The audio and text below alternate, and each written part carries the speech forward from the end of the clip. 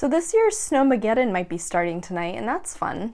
Hey y'all, my name is Nat. I hope you're having a terrific day today, and for this video we are going to be doing the Give a Book tag.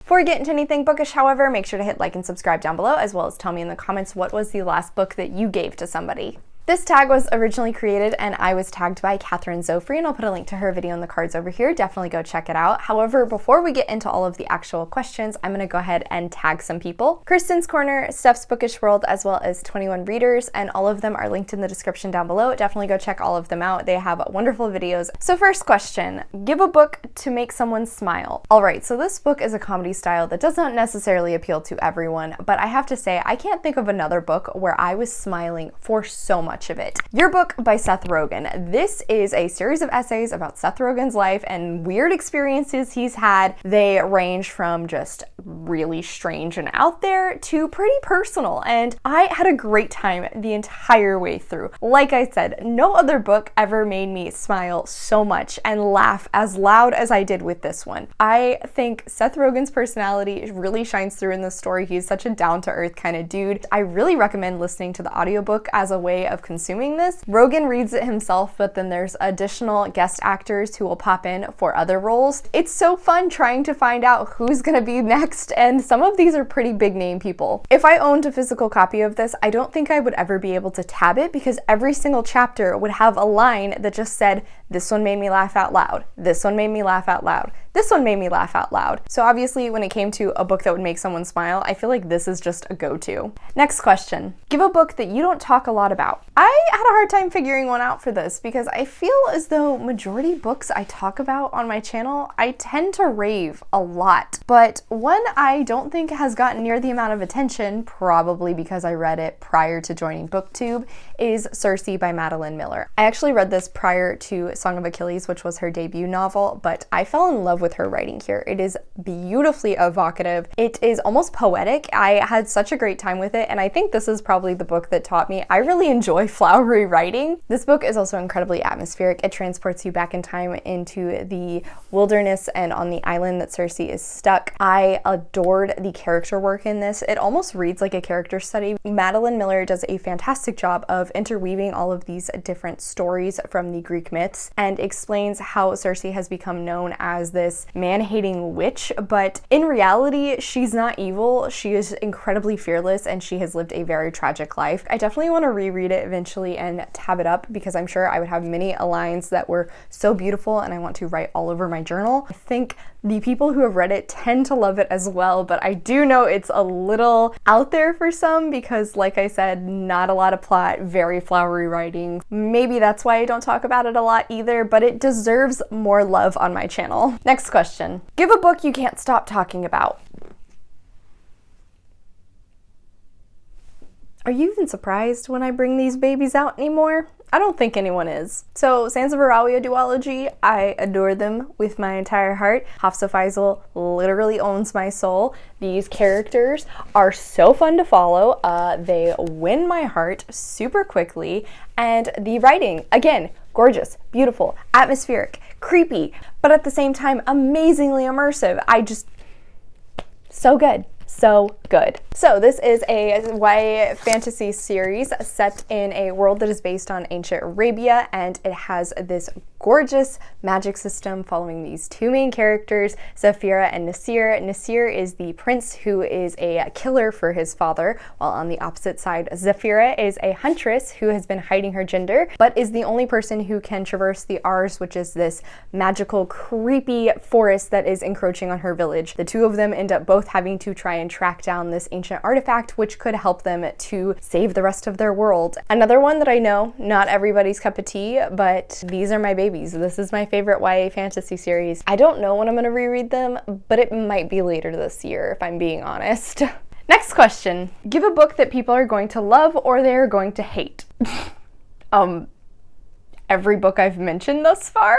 I kind of know this about myself. I tend to enjoy controversial picks where they are sort of out there for other people, but occasionally I'll find someone who also loves them just as deeply as I do. Yeah, I don't know why I have such a niche flavor that's my fave, but Next question. Give a book for someone who needs to get in their feels. Under the Whispering Door by TJ Klune. I had an arc of this, and when I finished reading it, it was on my phone, then proceeded to hug my phone to my chest for 15 minutes and cry once I finished this book. This story is following our main character Wallace, who has recently passed away and is taken by a reaper to a tea house called Karen's Crossing, where he will eventually have to cross into the afterlife. However, he decides to stick around and learn how to be a bit of a better human, even though he is already passed. I adore these quirky characters who develop a beautiful family throughout the story, and like I said, it also made me cry. Now, anytime I think about this book, I remember how my friend Allie, when annotating a copy for my other friend Kat, cried in it and actually marked the tear on the page as like, this is my tear. I hope this is making you cry also.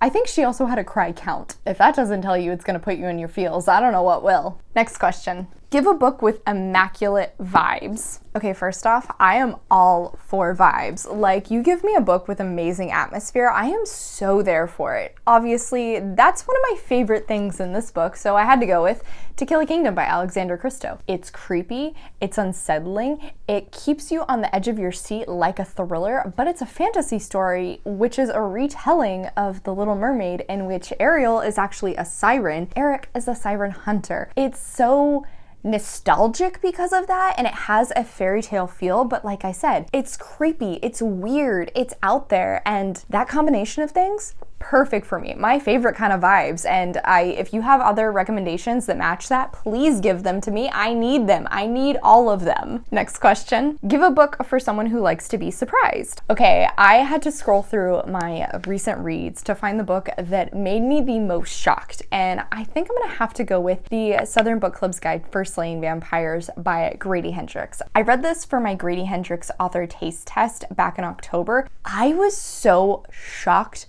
at how much I enjoyed this, but also there's an event that happens about halfway through. I was gobsmacked. That's not even getting into the horror elements that take place in this, which aren't surprising, but definitely shiver-inducing. This is what I said, the story of a book club who start to read these really out there true crime, thrillers, horror stories, and then one day a new man moves into their neighborhood and one of them is certain that he is a vampire. It then evolves from there, and I don't even want to say more than that because this was such a ride. I had no idea what I was getting into when I picked this up. I had a great time. It was crazy. I also don't think I've ever read another book that made me so furious and still had such a great time reading it, because at so many points I would be incredibly pissed off. But dang it, did I need to know what was gonna happen next. Next question. Give a book for someone who needs a little love. First off, this is an adorable prompt, but second, I'm gonna go with Twice Shy by Sarah Hogle.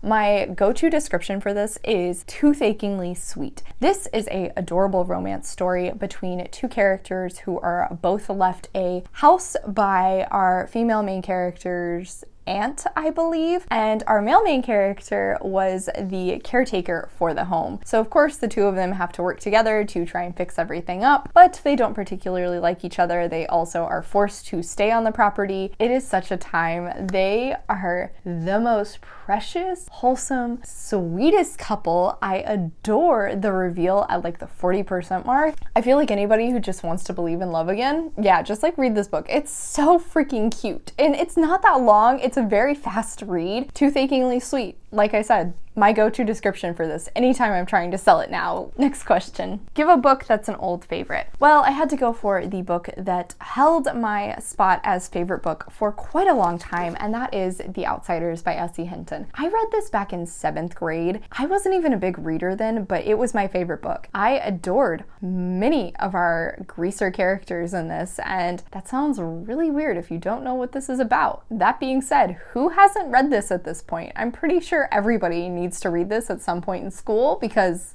it's just mandatory. This follows our group of greasers who are their own little gang and family, and the troubles they end up going against with the 𝗖cie, a group of rich kids in their area. I adore the friendship and the family in this. This is probably the book where I started to realize that characters are often my favorite part in stories. Cannot wait to reread this and tab it up, make a bunch of annotations in it because I'm sure there's many. Again, short book, very quick read, but so important in my formative years, so I'm sure it was to other people as well. Like I said, an old favorite, one I would automatically recommend to pretty much anybody. Finally, give a book that you think everyone should read. So anytime there's a question like this, I used to have two easy go-tos, but you know, I wanted to change things up. I wanted to make it more interesting. So now I'm gonna go with From Here to Eternity by Caitlin Doughty, which is ironically the only of her books that I don't own. This is a nonfiction book in which Caitlin Doughty, who is a cremator and mortician, goes through different places around the world and discusses how they handle their dead. It's fascinating, it's educational. It's also just interesting to see how there is this one thing that connects all cultures, all people, no matter what. All of them handle it in very different ways, but it's so interesting to see how we can connect with one another in this dark and unfortunate aspect of life that Caitlin Doughty is trying to bring out of the closet and make it so it is not such a taboo topic anymore. It's a fascinating read. It's really easy. It's also got gorgeous illustrations to go alongside it. If I owned a copy, I would show some of them to you, but unfortunately I don't. I actually gave this to somebody for Christmas last year because I think more people need to appreciate Caitlin Doughty's amazing work. I definitely need to eventually go buy this and have it for myself on my own shelves. As always, thanks so much for coming to my channel today, guys. I really appreciate it. Make sure to hit like and subscribe down below. I have all my socials linked in the description if you're interested in keeping up with what I am reading. I come out with videos on Monday and Friday, but until then, I hope you continue to have a terrific day. Love you, bye!